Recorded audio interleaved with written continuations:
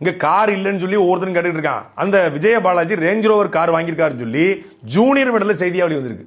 கொங்கு மண்டலத்தை சார்ந்த அமைச்சர் தனது மாவட்டத்துக்கு உட்பட்ட சாயப்பட்டறை அதிபர்களிடம் பெரிதாக வசூலை நடத்திவிட்டாராம். அதில் வந்த வருமானத்தை வைத்து தன்னுடைய மனைவி வழி உறவினர் பெயரில் ரேஞ்ச் ரோவர் கார் வாங்கியிருக்கிறாராம். அதை ஓட்டுவதற்கு ஆசையாக இருந்தாலும் விஷயம் வெளியே தெரிந்தால் சிக்கலாகிவிடுமோ என பயந்து அந்த உறவினரின் மாட்டு கொட்டையில் காரை நிறுத்தி வைத்திருக்கிறாராம். எங்கள் எம்எல்ஏக்கள் கார் இல்லாமல் கஷ்டப்படுகிறார்கள், அவர்களுக்கு அரசாங்கம் புதிய கார் வாங்கி தரும் என்று அறிவித்திருக்கிறது முதல்வர் விஜய். ஆனால் அவரை அமைச்சரே ரேஞ்ச் ரோவர் வாங்கணும்னு தப்பு கிடையாது, அவர் உழைச்சி சம்பாதிச்சு வாங்கலாம்.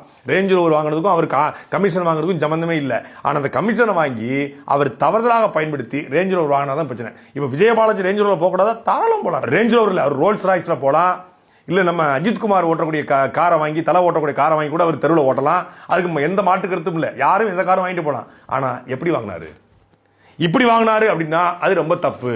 இதைத்தான் சொல்றோம். இந்த அமைச்சர்கள் சம்பாதிச்சிக்க, லைட்டாக சம்பாதிச்சிக்க, வெளியே தெரியாமல் சம்பாதிச்சிக்க, காரில் போய்க்க, நீ ரீல்ஸ் போட்டுக்க, பவர் சன் என்ன வேணாலும் பண்ணிக்க, ஆனால் அதிகாரத்துக்குள்ள தலையிடாத.